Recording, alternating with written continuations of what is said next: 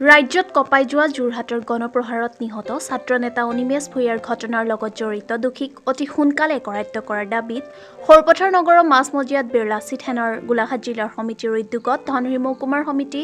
ধনশিৰি মহিলা পৰিষদ আৰু সমূহ আঞ্চলিক সমিতিৰ সহযোগত বন্তি প্ৰজ্বলন কাৰ্যসূচী ৰূপায়ণ কৰে। এই কাৰ্যসূচীৰ জৰিয়তে দোষীক কঠোৰতম শাস্তি প্ৰদান কৰিবলৈ বীৰ লাচিত সেনাই আহ্বান জনায়।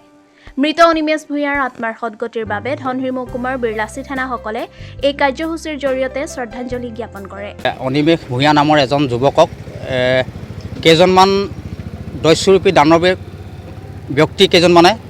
অতি বৰ্বৰতাৰে তেখেতক মৰিয়াই হত্যা কৰা ঘটনাটোক আমি গোলাঘাট জিলা বীৰ লাচিত সেনা সমিতিৰ লগতে ধনশিৰি মহকুমা সমিতি, ধনশিৰি মহকুমা মহিলা পৰিষদ আৰু সৰুপথাৰ আঞ্চলিক সমিতি সমূহ আঞ্চলিক সমিতিৰ সতীৰ্থই গৰিহণা জনাইছোঁ,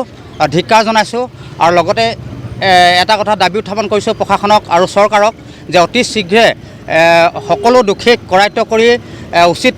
শাস্তি প্ৰদান কৰে আৰু ফাষ্ট ট্ৰেকৰ যোগেদি যাতে তদন্তটো তীব্ৰতাৰে কৰি তেখেতলোকক এক শাস্তি প্ৰদান কৰে, এই আমি দাবী উত্থাপন কৰিছোঁ। আৰু আজি এই সমূহ সতীৰ্থই আমি সৰুপথাৰ মাজমজিয়াত বন্তি প্ৰজ্বলন আৰু তেখেতৰ আত্মাৰ চিৰশান্তিৰ কাৰণে আমি আজি ইয়াত সৰুপথাৰ মাজমজিয়াত বন্তি প্ৰজ্বলন কাৰ্যসূচী আমি হাতত লৈছোঁ। ইয়াৰ আগতে অভিনীল কাণ্ডই হওক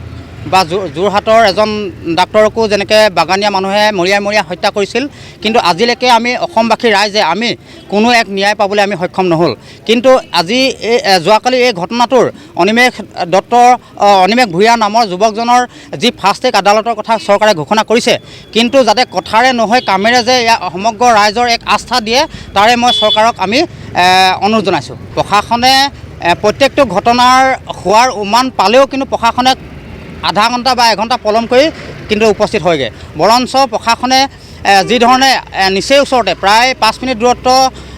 যদি দৌৰ মাৰি যায় 5 মিনিটৰ ভিতৰতে অৰ্থাৎ এই ঘটনাস্থলীত উপস্থিত হওঁ বুলিলে প্ৰশাসনে আহিব পাৰিলে হয়, কিন্তু প্ৰশাসনে বিষয়টোৰ কোনো গুৰুত্বভাৱে নলৈ চৰকাৰীৰ যি কাৰ্যসূচীত সমগ্ৰ যোৰহাটৰ প্ৰশাসন যে জঁপিয়াই পৰিছিল তাতে সেই কাৰ্যসূচীখিনি সফল হ'বৰ কাৰণে, কিন্তু আজি যোৰহাটৰ মাজমজিয়াত যে এজন যুৱকক মৰিয়াই যে হত্যা কৰিছে, কিন্তু প্ৰশাসনে এতিয়ালৈকে আমি উচিত তদন্ত কৰি এই দোষীসকলক কৰায়ত্ব কৰা আমি দেখিবলৈ পোৱা নাই।